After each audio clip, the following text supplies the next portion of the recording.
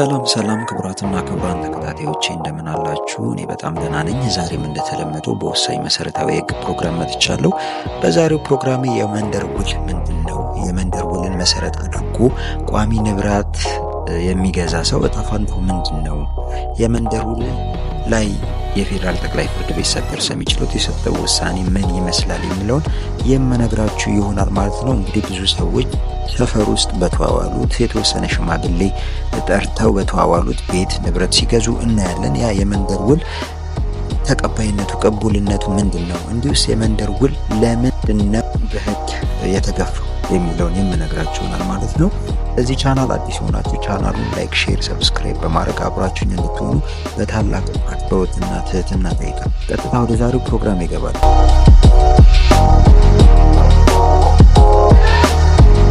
በመጀመሪያም የመንደር ውል ምንድነው የሚለውን ነገር ልናይ። የመንደር ውል ምንድነው? የመንደር ውል ማለት ውል አድራጊውና ውል ተቀባይ ውል ለማዋዋል ስልጣን በሌላቸው ሰዎችና ቦታ ውል ሲያደርጉ ውሉ የመንደር ውል ይባላል። በቀላል ቋንቋ ለመናገር ተዋዋይ ወገኖች ውሉን ያደረጉት ውልና ማስረጃ ወይም ውልን ለማጽደቅ ወይም ውልን ለማዋዋል ስልጣን ባለው አካል ሳይሆን እንዲሁ የሚያውቋቸውን ሰዎች የሀገር ሽማግሌ በመጥራት ያደረጉት ውል የመንደር ውል ይባላል ማለት ነው። የመንደር ውል ለምን ህጋዊ ቅቡልነትን አጣ የሚለውን ማየት ያስፈልጋል። በመሰረቱ ሰዎች ውል ለመዋዋል ነፃነት ያላቸው ሲሆን አንዳንድ ነገር ላይ ውል ሲያደርጉ ህጉ ያስቀመጠውን የህግ ፎርማሊቲ ማሟላት ግዴታ አለባቸው። የመንደር ውል በህግ እንዲኮስስ ያደረገው ነገር ከስሩ ለመረዳት ስንሞክር ብዙ ጊዜ እንደምላችሁ አንድ የጸና ውል ለማድረግ 4 ነገሮች የግዴታ ያስፈልጋል። አንደኛ ፍቃድ ወይም ኮንሴንት ነው። ተዋዋዩ ፍቃዱን የሰጠው ወዶና ፈቅዶ በማያሻማ ሁኔታ መሆኑን ማረጋገጥ ይኖርበታል። ምን ማለት ነው? ይሄ በማታለል የተፈጸመ ውል ዋጋ አይኖረውም፣ ወይም ደግሞ ተገዶ የሚያደርገው ውል ዋጋ አይኖረውም ማለት ነው። ሁለተኛ ተዋዋዮቹ በህግ ፊት ችሎታ ያላቸው መሆን አለባቸው። ችሎታ የህግ ትርጉሙ ሁለት ነው። የተዋዋይ ወገኖች እድሜ ከ18 ዓመት በላይ መሆንና የአእምሮ ጤንነት ነው። ስለዚህ እነኚህ ነገር አንደሬጅ ያልሆኑና አእምሯቸው ጤና ያልታወቀ ሰዎች ውል ለመዋዋል ችሎታ አላቸው ማለት ነው። ሶስተኛ የውሉ ዋና ጉዳይ በህግ የሚፈጸም መሆን መቻል አለበት። ለምሳሌ ባዶ መሬት መሸጥ አይቻልም። ስለዚህ ባዶ መሬት ሽያጭ ውል ቢደረግም በፍርድ ቤት ውድቅ ነው ማለት ነው። ስለዚህ የሚፈጸመው ውል ላይ የሚደረግ ነገር ወይም ኦብጀክቱ የሚፈጸም መሆን መቻል አለበት ማለት ነው። አራተኛ የውል አቀራረጽ ወይም ፎርሙ ነው። ይህ ማለት ለምሳሌ ለማይንቀሳቀስ ንብረት ሲሸጥ ሁለት ምስክሮች መኖራቸው፣ በውል አወያዩ ፊት መረጋገጡና ህጉ ያስቀመጣቸው ሌሎች ዝርዝር ነገሮች መሟላት መቻል አለባቸው። አሁን የምናየው የመንደር ውል ቅቡልነቱን ያሳጣው ዋናው ነገር ይሄኛው ፎርማሊቲ አለመሟላቱ ነው ማለት ነው። ሰነድ ማረጋገጥ ዋና ዓላማ የሚጥስም በመሆኑ ነው። ይህ ማለት ውሉ በተገቢ ፎርም አኳን እንኳን ቢደረግ ውሉ የተደረገው ውል ለማዋዋል ስልጣን በተሰጠው አካል ፊት ስላልሆነ የመንደር ውል በማስረጃ ሚዛን ሲመዘን የወረደ ኪሎ ነው የሚኖረው። ብዙ ሰዎች የማይንቀሳቀሱ ንብረቶች ማለት ቤትና መሬት ሲሸጡ ውልና ማስረጃ ወይም ሰነዶች ማረጋገጫ ሄደው ሳይሆን በሰፈር ውስጥ በሚያውቋቸው ሰዎች ፊት ነው ውልን የሚያደርጉት። ይህም የመንደር ውል ሲሆን ቤትና መሬትን በርካታ ሰዎች በመንደር ውል የሚሻሻጡ ቢሆንም በርካታ ሰዎች ተግባሩን ስላደረጉት ግን ህጋዊ አያስብልም።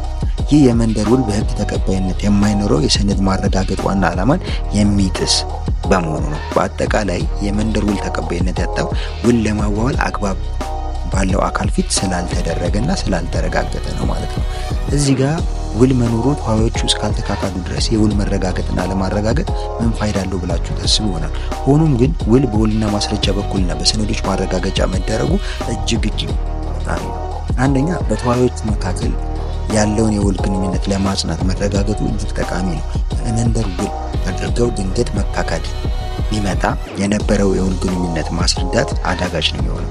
ነገር ግን ውሉ ከተረጋገጠ ወይም ውሉን ለማዋዋል ስልጣን የተሰጠው አካል ፊት ከተደረገ ግን በተዋዋዮቹ መካከል ያለው ግንኙነት በበቂ ሁኔታ ማስረዳት ይቻላል ማለት ነው። ሌላኛው ውል መረጋገጡ ውሉን መሰረት አድርጎ ሶስተኛ ወገን ለሚያነሳው ጥያቄ ምላሽ ለመስጠት የሚያስችል ነው። ለምሳሌ አንድ ሰው በውልና ማስረጃ በኩል ቤት ገዝቶ ሳለ ነገር ግን ይህ ቤት የኔ ነው አንተ አልገዛውም የሚል ተከራካሪ ወገን ቢመጣ ቀጥታ ውሉ በውልና ማስረጃ ስለተደረገ በቀላሉ በሶስተኛ ወገን የቀረበባቸውን ክስ መከላከል ያስችላቸዋል ማለት ነው። ነገር ግን ቤቱን የገዛችሁት በመንደር ውል ከሆነ ቤቱ የሚመለስልን ብለው ጥያቄ ያነሱ ሰዎች ክርክሩን በቀላሉ ያሸንፋሉ ማለት ነው። በመንደር ውል ቤት የገዛውን ሰው ቀለጠ ማለት ነው። በመንደር ውል ቤት መግዛትም ችግሩ ዋነኛ ችግሩ ይሄ ነው ማለት ነው። ሰዎች ለምንድን ነው በመንደር ውል ቤት እና ቋሚ ንብረት የሚሸጡት የሚገዙት? ብዙ ሰዎች በመንደር ውል ቤት የሚገዙትና የሚሸጡት የመጀመሪያው ነገር አስፈጻሚ አካል ጋር ማለትም ወረዳ፣ ቀበሌ እንዲሁም ውልና ማስረጃ ያለው ቢሮክራሲ ሽሽት ሲሆን፣ ሌላው ደግሞ የሸጡበትን ዋጋ ለመንግስት ባለማሳወቅ የሽያጭ ግብር እና ሌሎችን ነገሮች ላለመክፈል ነው ወይም ለማስቀረት ነው። እርግጥ ውል በሰነዶች ሲረጋገጥ የመንግስት ቴምበር ያሰርፍበታል፣ ገቢ ያገኛል።